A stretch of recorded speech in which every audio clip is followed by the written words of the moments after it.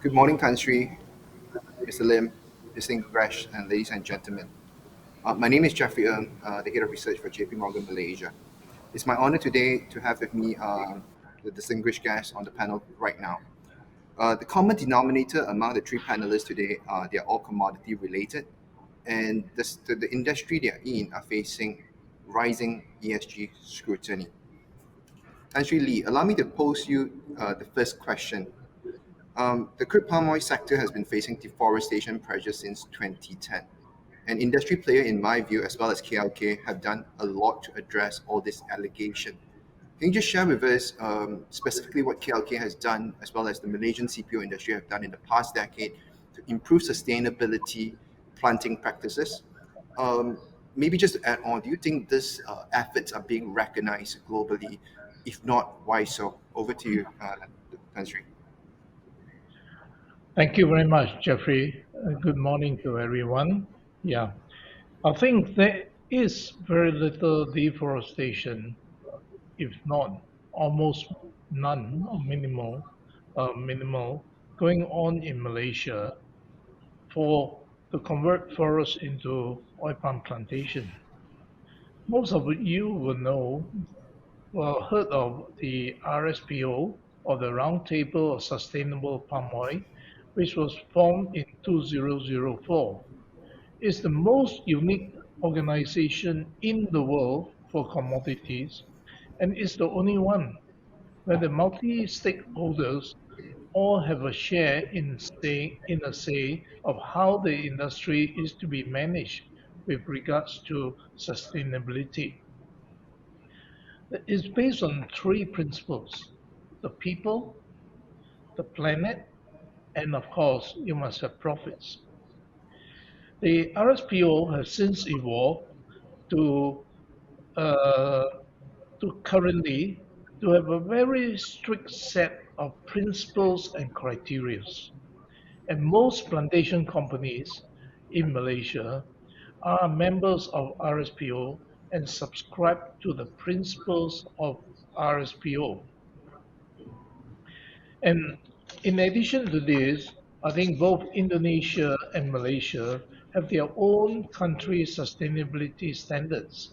And principally, they are also uh, more or less have a lot of common features with the principles and criteria set by RSPO. For KLK as a plantation, like many others, we are committed to what we call NDPE. NDPE means no deforestation, no planting in peat, no exploitation of workers. So we cannot even do one small area of deforestation, as we will have infringed RSPO and we will no longer be a member. Uh, In addition to that, nowadays planting of new land is not as simple as in the past, where you just chop down the forest, you don't need approvals, you don't need everything. Now we have what we call, as members of RSPO, the high carbon stock approach. What is it? I think before we can plant the area, we must have a free and prior consultation with the people of the land. We must conserve the high value conservation areas, yeah, which means doing a satellite study or on the ground both satellite and on the ground studies. We have to and then we have to post on the internet our intention to plant up the area, and we cannot plant the area until all the NGOs it have a chance to comment, and if they say no, then RSPO will be the judge, and so is not by our own will.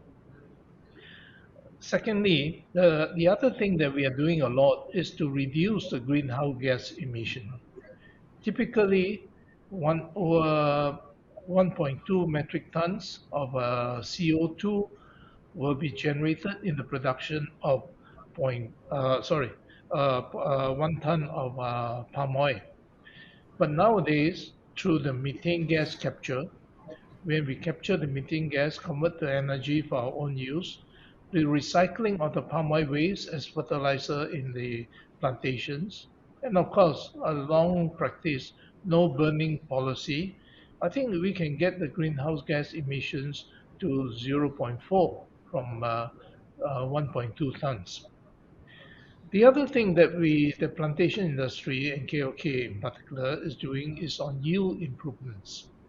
Because if we increase our yield, which currently 4.8 tons per hectare or 4.6 around those region, our aim is to bring it to 6 tons. If we bring it to 6 tons, automatically the greenhouse gas emission per ton drops drastically. And this is done through better management and also replanting with better planting materials.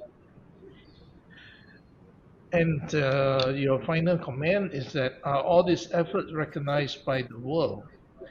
I think currently about sustainable palm oil is RSPO sustainable palm oil consists of 20% of the world production. Here's a very slow uptick initially by the multinationals. But of recently, I think the uptick has been quite strong and is very, very encouraging. And we do get a small premium for the efforts that we make, particularly in the palm oil, and of course, reasonably uh, healthy premiums for palm kernels. So yes, I think more and more multinationals want to use RSPO sustainable palm oil. Thank you. Thank you, Tan Sri Lee. Allow me to move on to Tan Sri Kun. I mean, first and foremost, Tan Sri Kun, congratulations on Press Metal being one of the world's greenest aluminium smelter, partly thanks to Bakun as well. Your company has benefited greatly from ESG demand shift to aluminium. Amidst the current rosy environment, what preemptive measures are Press Metal taking to avoid any unnecessary limelight, especially on the ESG front? Okay, thank you, Jeffrey, and good morning to all. It's delighted to be here at this conference to be part of it. Yeah, actually, to just correct your question, is that we are certainly not the greenest. We are one of the green producers. There are only about 25% of the world aluminum producers that actually runs on hydropower. About 60% are still on coal. So we are just one of them. Of course, thanks to the Sarawak government and the state that is blessed by abundance of hydro resources, and also the government initiative to build on renewable energy as their prime energy source. So we have a good foundation and setting because of that. But of course, ESG is not just building on this foundation. It's also a whole challenge for us because our industry also has a quite a fair bit of carbon emission that we need to actually have ways to offset it. So all in all, is that ESG is something that is important for us as a commodity player because our products going out to the market. So as a corporate, not only we face challenges and concerns from the investors front, the financial fronts, but also from the market itself. They are responsible, sourcing. There are companies that actually are particularly looking for how we actually able to abide to a good ESG standard. So it's inevitable. So actually, it's also our responsibility to protect the climate and resources while generating profitability. So we set ourselves a very clear, ESG standards that we need to abide. We want to join. In fact, we engage in organizations like the United Nations Global Impact, the British and Malaysian Chamber of Commerce, Aluminium Stewardship Initiative. These are all the organizations that we believe will help us to actually abide and monitor ourselves on this ESG front, and also try to embed it into our culture. For example, in these areas of carbon offset, we are quite mindful that our process, would have this carbon emission. The numbers are too detailed. I will not go much into that. But basically, we want to look at technologies because basically because of this ESG demand, a lot of technologies now are being, are available for us to look at how to actually improve and reduce this emission. For example, carbon capture and storage technologies actually is there now, is improving. So it is cost, but we need to embed it into our target. We set ourselves the target of 2050 being carbon neutral. We have carved out our so-called roadmap actually in stages to achieve that. So emission is one primary challenge concern, and it will attract unnecessary limelight if we do not address it carefully. So basically, we like to look at technologies. We also want to actually have plans to have a carbon offset by maybe introducing. At this moment, we are trying to look into all these solar capabilities that we can put on our rooftop and our land that we have, biodiesel, so to actually engage more renewable energy. But of course, at the same time, we look at conserving our resources. For example, the water resources, the waste that we generate. We want to achieve zero landfill as our target. So these are all on operation front. But of course, investment are located, R&D targets are there for us to make sure that the carbon emission is being addressed. Because as I said, the market would expect that we would declare our carbon emission from time to time that we're actually having good progress. But of course, emission is not only a thing, in our whole ESG framework. We also be mindful of our community in terms of our social responsibilities. We have a lot of programs on the CSR part that we engage from time to time to make sure that we engage the community, develop and train them, programs that would assist them. Of course, at the same time, issues with labor, we must be very mindful that we are dealing with international players. We are going to countries where, are very concerned on how we handle labor issues, and their standards are definitely of a different standard compared to what we used to practice. So we have to actually align. We have to keep this kind of, we have to raise the bar. So at the end of the day, we don't want to attract unnecessary limelight. But those are all issues that is there. So all in all, we say it's a journey. We set goals, but we need to make sure that we have a good team and the mindset of the people that's in the company that would look at it as important. And most important of all is also the environment that we want to be. A company has to be sustainable, because why?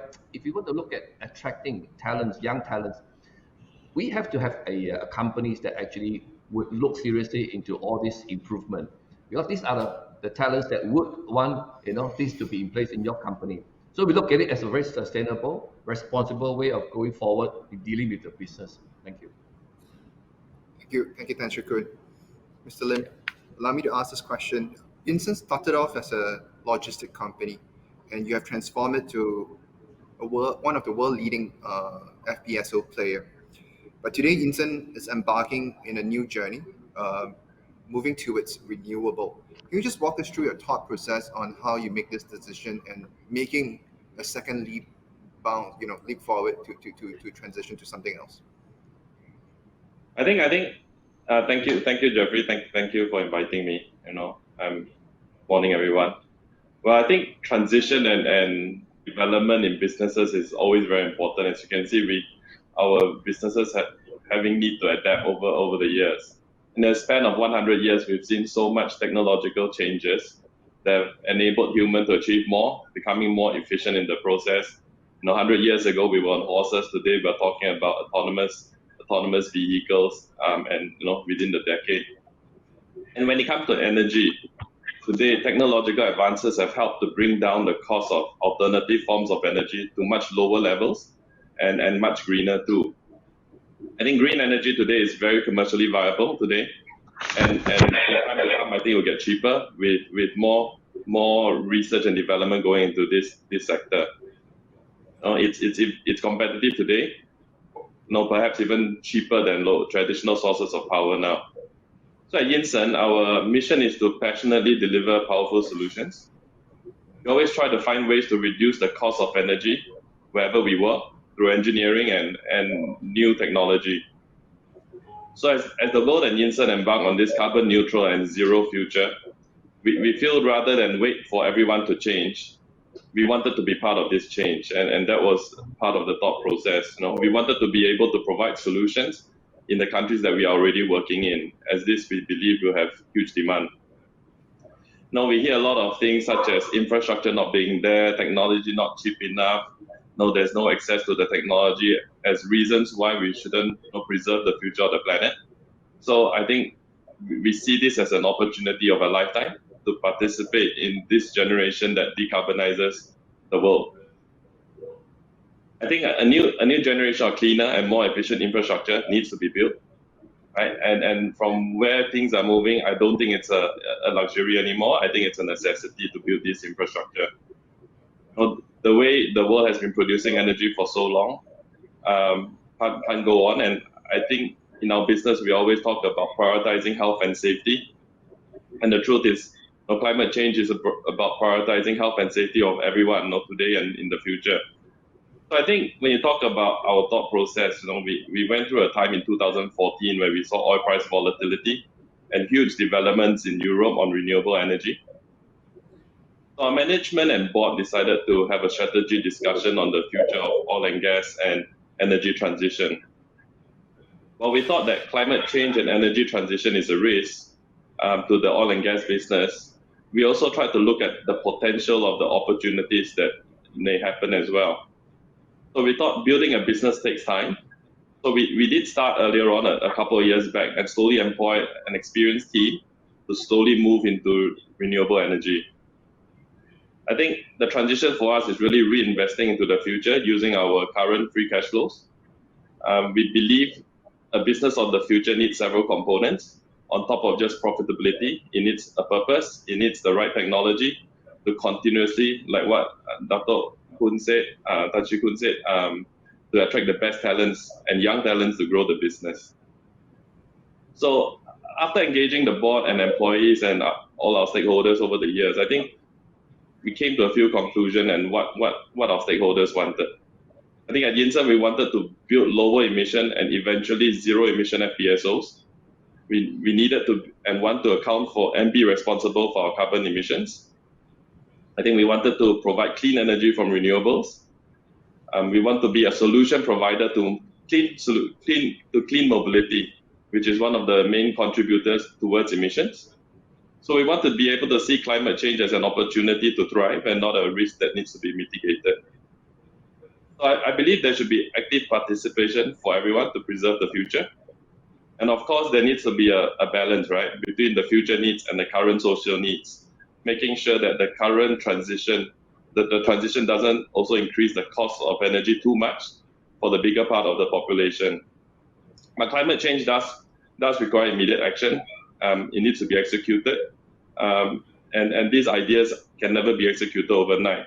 So when there's less time, there's less room for trial and error. So I believe it is a journey that we have to start quite immediately at that time. Yeah, thanks. Thank you, Mr. Lim. Allow me to move on to the next topic, capital allocation versus the commodity price outlook. Allow me to pose this question to Tan Sri Lee. First and foremost, I wish to congratulate you on the acquisition of IGM Plantation. But as it seems, the only way to grow today in the plantation sector is via mergers and acquisition. As bank financing and access to equity is getting increasingly more difficult. And we're not seeing supply reacting to the current high CPO prices. Tan Sri, what do you think? Do you think this phenomenon will sustain, and is it concerning with regards to food inflation if supply indeed does not react to the current high CPO prices? Yeah, thank you again, Jeffrey. I think for most major players, the route of growing green fields is very, very difficult. First of all, you have to comply with the RSPO requirements, no deforestation. In our area, even a small and no deforestation covers also a young emerging forest, trees of maybe 10 meters high or even less than that. And in our areas, the trees grow very very, very fast due to our climate. I think in addition, also Indonesia government has put in the moratorium, so land is harder to get. And Indonesia has also another requirement now. You must get your hak guna usaha, that means your lease title, before you can even start planting now. You know, so you have to do a lot of work before you can even start developing any of the land. And of course, I think financing from the banks is very difficult. Anything to do, they don't want to even get near to the word of deforestation. Yeah, and plantation is also a very long gestation period for green fields. So I think it's difficult. So most of the growth, I think, will be through brownfields and also through, as I mentioned earlier, through the growth in productivity of the land. You know, we still got some way to go, maybe 20-25% growth from in productivity per hectare of land is possible. Uh, so that will be the way that we see we're going. And because of this, I think supply will be more will have a more restrained growth now, unlike the past in the mid early 2000. And three, as you Yeah. rightly pointed, growth will definitely be a lot more restrained. And it's a very unusual economics because supply cannot react to high prices or high margins. Um, Eventually, we're going to see food inflation, but in your view, do you think this high CPO price environment is here to stay as a result? I think commodities by nature is cyclical. Our memory is very short. We just forgot. We probably have forgotten that palm oil was at the $2,000 at the start of last year. You know, so everybody forget about the fact that it can be at $2,000. Now everybody just think of the what 4,000 or 5,000. Yeah. So, but palm oil is also cyclical. It depends on the vagaries of the weather because we are competing with the oil seeds. But the good thing about palm oil is that it's very highly productive. It is only 10% of the world oilseeds area are planted with oil palm. Okay, but we supply more than 40% of the world demand for the oils and fats. So it's a highly productive plant. So I think that is our advantage lah. But of course, some of the NGOs and some of the advocates group have put a very negative, unfair image on palm oil. Yeah. I Thank think you. on the producer side, one last point is that Indonesia has a bio diesel policy, much alike most producers.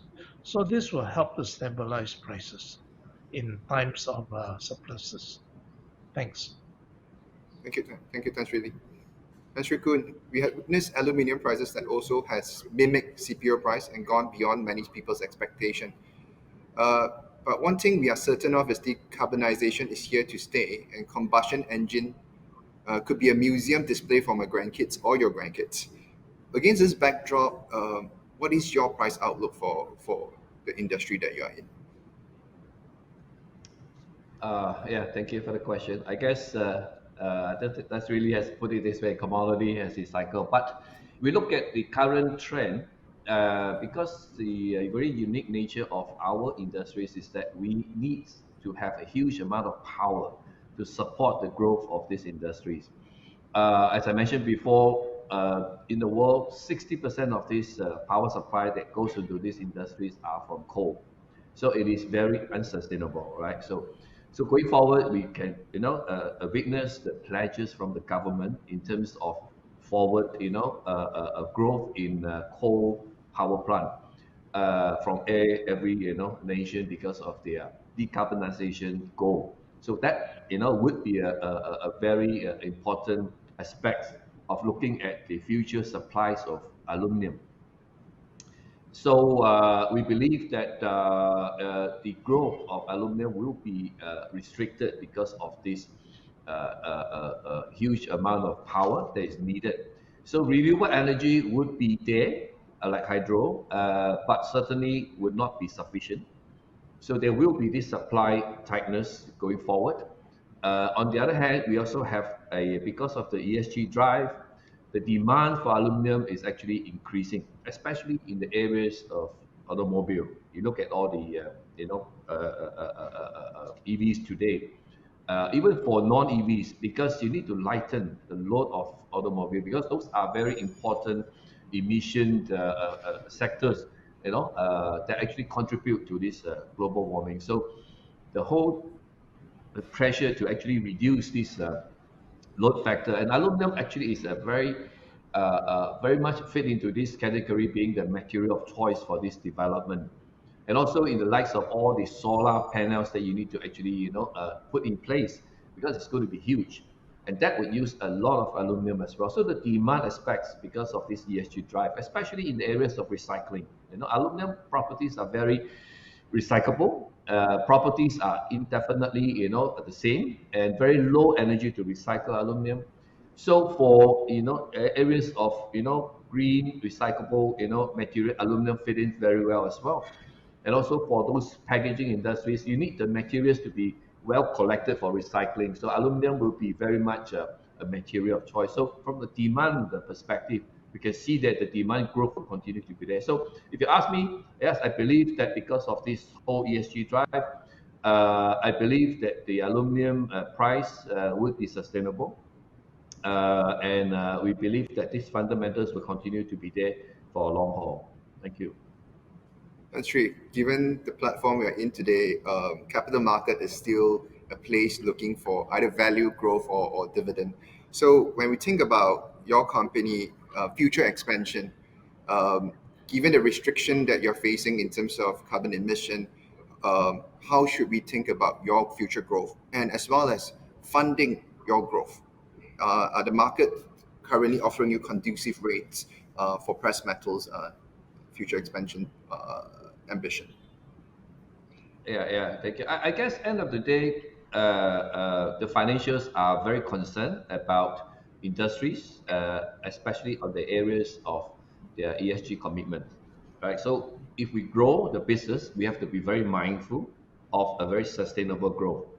Has to be in the place Sarawak where there is abundance of renewable energy available, and the government is putting this vision to continue to build on renewable energy. So I believe that is a area of growth for us in terms of our volume expansion.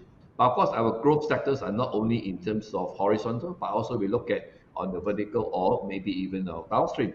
So for example, in the product base, we believe there's a huge growth in the sectors of automobile, where aluminum products will be used more. So we want to expand into those areas where we make products for the automobile sectors, for the transportation sectors, as well as the EV sectors.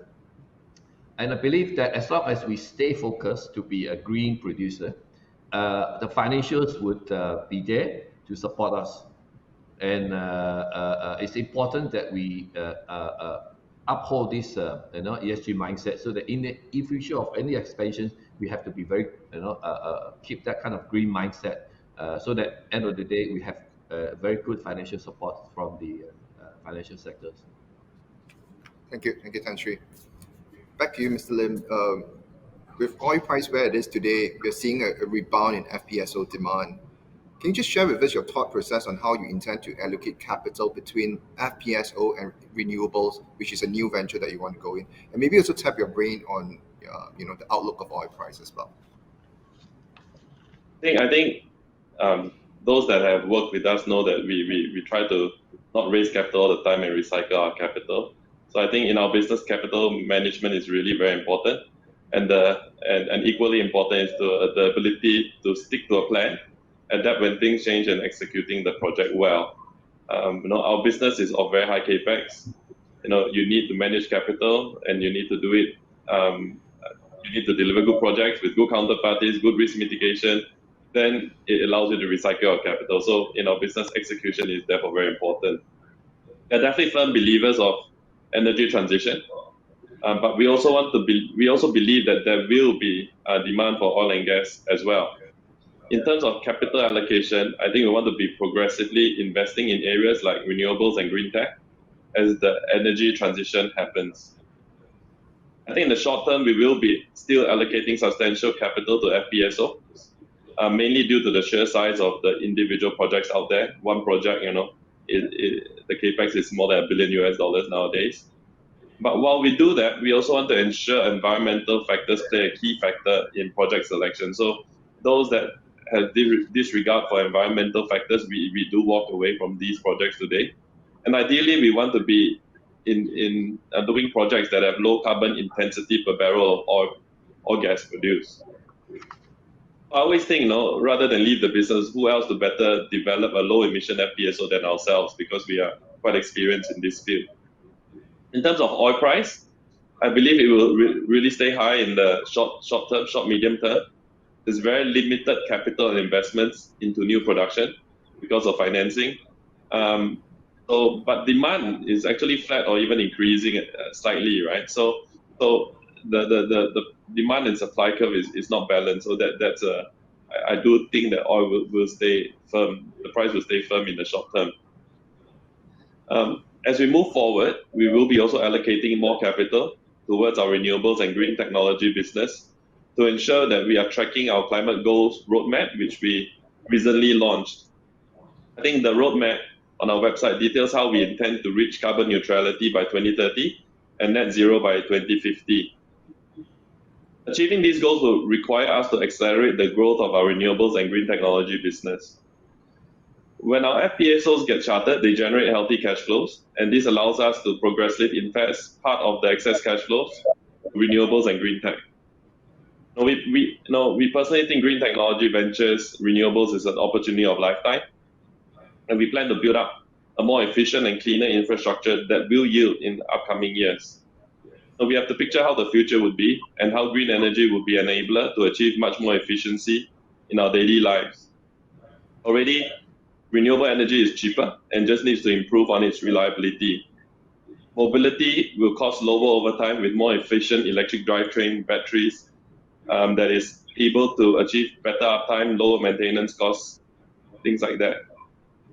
So with the convergence of different technologies such as cheaper and cleaner energy, I think lower costs in regards to batteries and electric vehicles through improved technology, with improved AI, I think mobility itself could be an infrastructure by the end of the decade.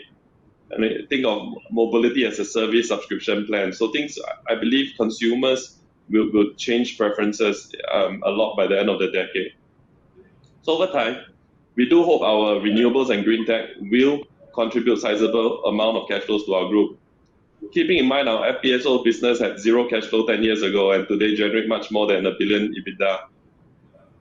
So we do hope to see better success in our energy transition ventures 10 years from now, given that today we have much more resources than we did 10 years ago. So, we are very excited about our new ventures. Thanks. Thank you, Mr. Lim. We talk a lot about what we Malaysians corporates have done responsibly, but the way we should also look at the current corporate scene is Malaysian commodities are actually exporting our electricity, our water, as well as our labor. Today we are required to export not just the three items that we mentioned, but also traceability as well as sustainability too. But are buyers actually paying for effort? I think Tan Sri, you mentioned they are now finally accepting it. Tan Sri Lee, maybe allow me to start off with Tan Sri Lee on the CPO front. What do you think it's the fair amount that should be paid by the buyers today? And as we move towards more sustainability, how should we think about a distribution of wealth from the developed nation back to the developing nations who are providing the world with resources? Yeah. I think the multinationals of the world have made a commitment only to use sustainable raw materials or semi-finished raw materials for their consumer goods or the fast-moving goods. Yeah. So all the big companies like you name them, Nestle, Procter, Unilever, and a host of them are committed to sustainability uh, products.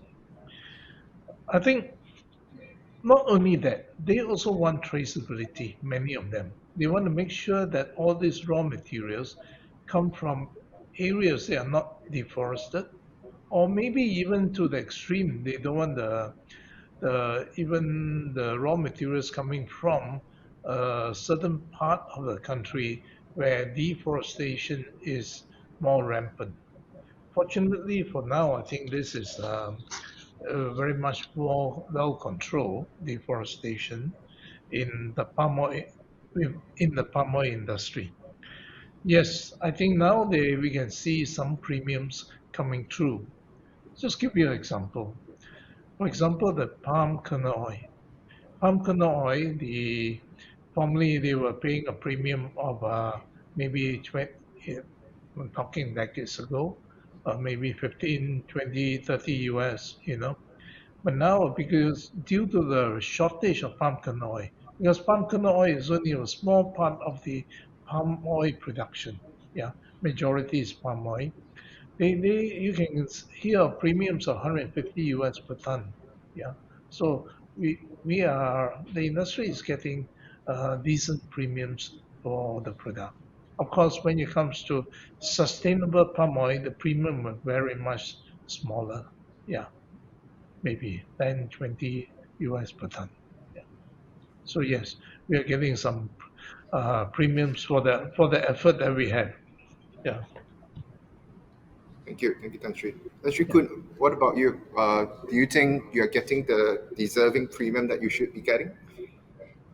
Not there yet, but we hope that this the so-called drive, not only from the regulators. I think right now you have the London Metal Exchange, has put up a lot of initiative to look at metal in terms of their traceabilities, and sustainability. So responsible sourcing now has become a big news.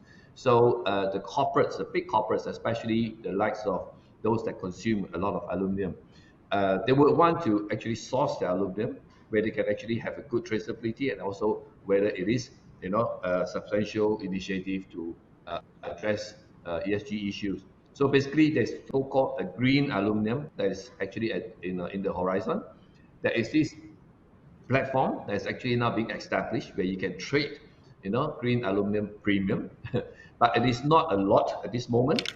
But we believe that this initiative will continue because end of the day, you have a limited supplies of this, low carbon, product. You need to be relying on sources of your power that is more renewable in order to generate a greener product. But more so is the drive from the market. Big corporations has started it, but also from the demand aspect, and they're basically their so-called marketing approach. When they want to market the product, they will always want to market it as green. So they want to actually be able to inform the users that my source of the material is a green source, so that they can actually market the product better. So this drive will come. So currently the numbers is about 10 to 15 US dollar per ton, but we believe to be going forward, it can reach, their predictions to be in the 100 to 200 dollars a ton, which I think it is a very sustainable. I believe that is going to happen because why? There's also this carbon tax going to come in. It's introduced by various government. There's this carbon tax and carbon border tax. So when you source aluminum that has, high emissions of carbon, you have to pay extra cost. So I guess this cost of carbon, is going to come in. It's going to make the premium for the aluminum, for the product, a greener product to be there. So the willingness to pay at this moment is still at its initial stage, but we believe that the market forces, the government organizations is actually forcing this direction. So I believe it's going to come. And you know, even Malaysia, not only this regional, but even Malaysia also has introduced carbon tax.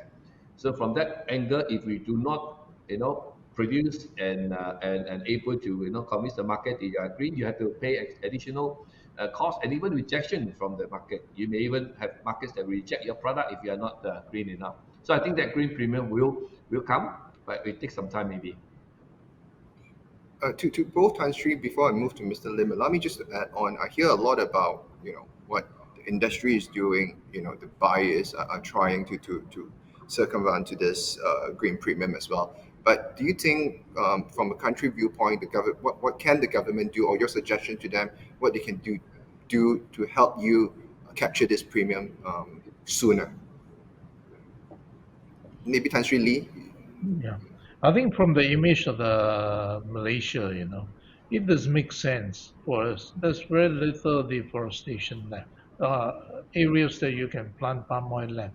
But there's still one or two states that still think that they should expand the palm oil industry through, to the in a way involve deforestation. Malaysia has got 5.8 million hectares of palm oil. How much can you add by planting another 100,000 or 200,000 more? And most of this land, they are the marginal land. See, so why would the government affect the whole industry by going for this marginal increase? It's much better for the government to focus on yield increase on your 5.8 million hectares that is already existing. Yeah. So government should be more clear on this policy. Understood. Thank you, Tan Sri. What about you, Tan Sri Kun? Any wish list from the government? No, it's just that we are fortunate enough, as I said, to be blessed with hydro resources. We should capitalize on it. In fact, one of we there are many aluminum being produced out there, especially in China or even America or in Australia. It's all on coal basis, and I think that is an advantage of us as a Malaysian companies, sitting on abundance of renewable resources. So I feel that the government has to take a stronger initiative to start this carbon tax. At the same time, to actually maybe even the front promoting as Malaysian product as very green.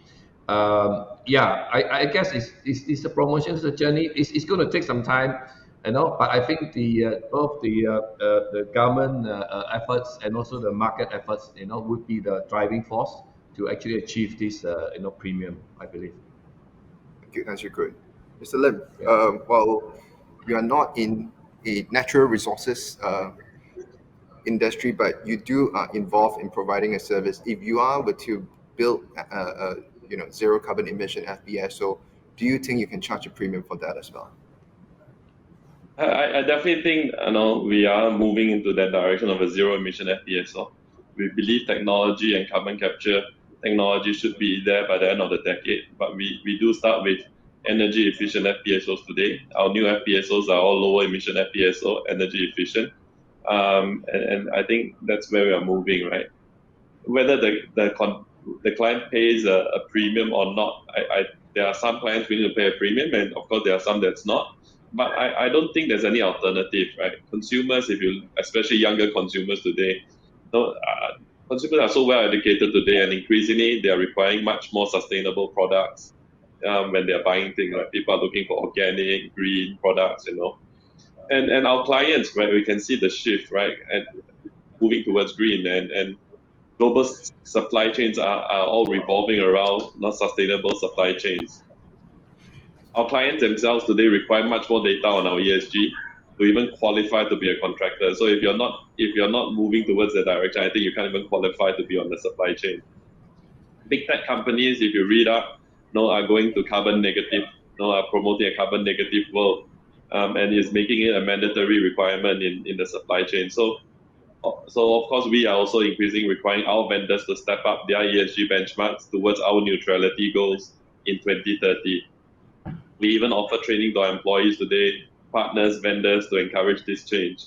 Because we believe, in this regarding ESG is actually a systemic risk for any company or country in the future, right? Because culture, process, systems are not built overnight. So ESG will become a mandatory requirement in years to come. And if you want to participate in the global supply chain, now our scope one emission is linked, right? Everything is interlinked. Our scope one emission is our client scope three. Our vendor scope one emission is our scope three. It's all linked. So we also want to work with clients and partners that share a common respect for the environment. And this is where the client will take note of our proposals and actually put us, quite high up the list when it comes to our bids and our proposal to our client to help bring down the carbon intensity of an asset. And beyond this, I think it's extremely hard to be able to price reputation risk for ourselves and our clients. So operating an asset safely with least harm to the environment is very critical for our business. Thank you, Mr. Lim. We touched a lot about environment and social. Allow me to move on to the last alphabet in ESG, which is governance. Malaysia is blessed with abundant natural resources, but we're also blessed with a lot of good entrepreneurs like the three panelists today. However, there is a variance between successful businessmen and women and good capital managers. As public listed companies such as yours mature, what do you think one should improve in terms of their board structure, executive management, and even maybe should we set terms in terms of the board to ensure impartiality and fresh idea? And just to slip into one more part to it, it's family-based management relative to executive management. What are your views? Maybe allow me to start off with Mr. Lim first. Okay. Well, I think when it comes to entrepreneurship and governance, to achieve sustainable growth, there needs to always be a balance. A board, to me, plays a very important role in the strategy of a company. So if a board member has been exceptional and been crucial in the development of a company, as a shareholder, would I want the director removed just before his term is up, or just because his term is up, and does it really help by bringing somebody new? Does it help develop fresh ideas? I really don't know. Right? I think from our experience, getting fresh ideas, is about embracing diversity. Being able to see things from different angles, culture, understanding there's no one formula that fits all solution. Being able to hire from a much wider talent pool than just a local talent pool is also very important to get fresh ideas. So I think a healthy board and management needs diversity, not just from a male and female point of view, but age, nationality, experiences. So no doubt there could be much more disagreements and when there's too much diversity. But if the organization is able to embrace and respect the different views and come up with a balanced decision, I think the company can be a very successful company in the future. As for your question on family management, I think for a start, family management is very healthy. There's skin in the game. It's nimble, fast. But definitely as a business grows, the business sometimes may outgrow the minds of family members, right? And I think this is where a balance of family members and executive management could be more worthwhile. I think it also helps in attracting a bigger talent pool, as people know that their career in the company is merit-based and not surname-based. And I guess, you can't have all the brightest genes in the world all concentrated in one family, all the time, right? So I think that there needs to be a balance with all this. Yeah. Thank you, Mr. Lim. What about you, Tan Sri Kun? Your views, please. Okay, I guess over the years we have been growing from a small outfit to a bigger outfit, but I believe that first of all, I think Bursa has done a very effective job to making sure that there's a transformation there, in terms of the board constitutions, in terms of its tenure. So I think it is good that as a company going forward, we have to be mindful of what Salim said is the board structure, how to make sure it's effective.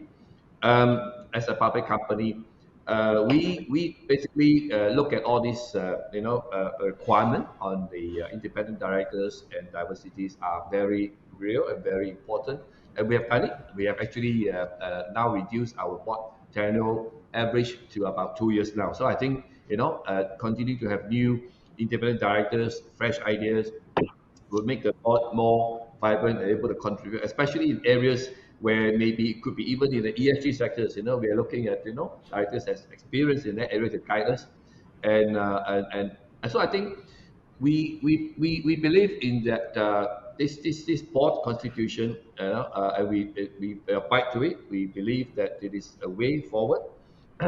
But as to whether the family and the management, how we balance it, I think Mr. Lim has summed it all. Is we started as a family business, but how are we going to evolve into a balanced, growth and more sustainable way of growth? Because we also realize that our business today are very much international. We deal with basically all the multinationals out there. So they're looking at expertise. They're looking at your management, whether they have some level of expertise that deal with them. So we definitely want to make sure that this transformation, this management, would constitute expertise, professional management, not only local but also could be international members as well. So yeah, we don't think that family contribution should continue to be a major contribution. It has a good beginning. As what Mr. Lim said, it makes a lot of fast decisions as a small company. But when it comes to bigger companies, you need to have a sustainable, a growth and a stable, management.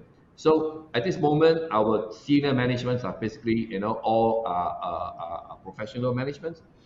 We believe that that would be the way. But of course, we don't want to undermine that.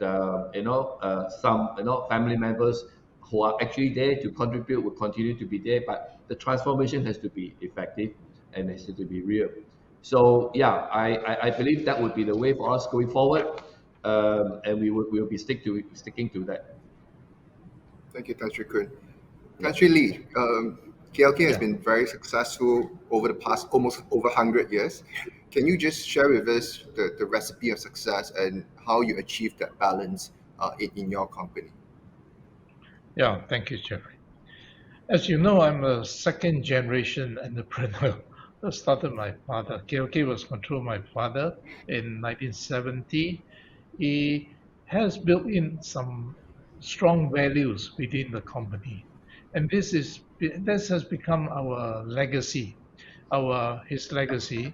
Our we call this our KLK DNA or the KLK culture, which is extremely important.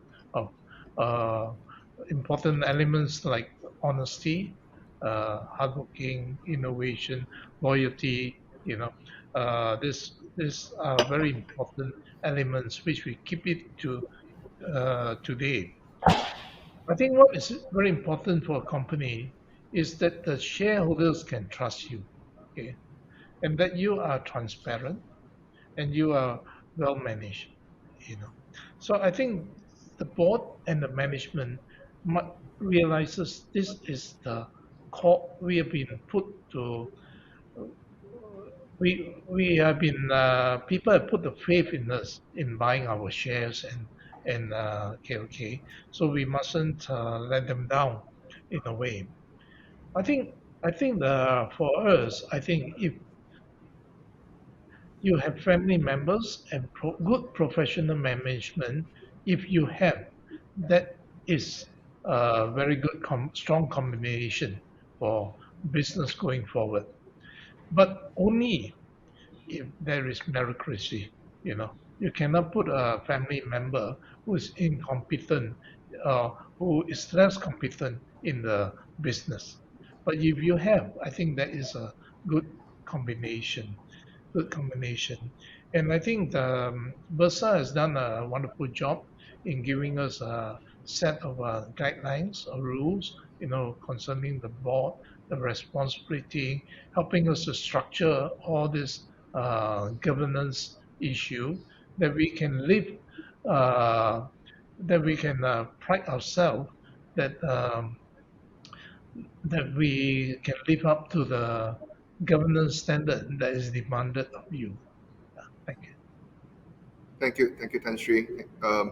There's one question at the chat box. Allow me just to summarize it quickly for the last 5 minutes, and it's directed to Tan Sri Lee. You already kind of answered, Malaysia and Indonesia are getting huge amount of restriction in terms of greenfield expansion. Tan Sri, do you think there will be a new area of growth of plantation in Africa revive again to resolve the I current shortage issue? Over to you. In high rainfall areas, 5 degrees north of the equator and maybe 5 degrees or 10 degrees south of the equator. So that's a band in which is ideal for growing palm oil. We are also in West Africa, Liberia, but they've got 5 months of drought or 4 months of drought, so the yields are not so uh, productive. South America is also growing fast, but I think they are also focused on soybeans because soybeans you can mechanize very easily. So I think the area of growth was still for the foreseeable future, the main bulk of palm oil will still come from Indonesia and Malaysia. Tan Sri, seems like you are in the hot seat. There's one more question for the last few minutes that we have. It's about the windfall profit levy in Sabah and Sarawak. Do you think it's fair of the recent hike? Yeah, I think there was uh, the Sabahans and the Sarawakians already are paying sales tax. In Sabah, there's 7.5% of the gross revenue of palm oil they receive, and in Sarawak is 5%. Yeah. Although they have raised the government have raised the windfall uh, threshold Treasure. from upwards for uh, Sabah and Sarawak, but they are not too happy about the 3% increase in the tax. They felt that they have been taxed a bit too heavily. Yeah. Thank you. Thank you, Tan Sri.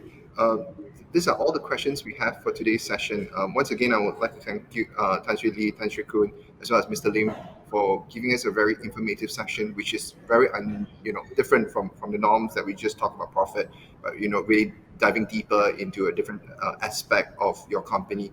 I wish to thank everyone again for your time and wishing you good health and stay safe.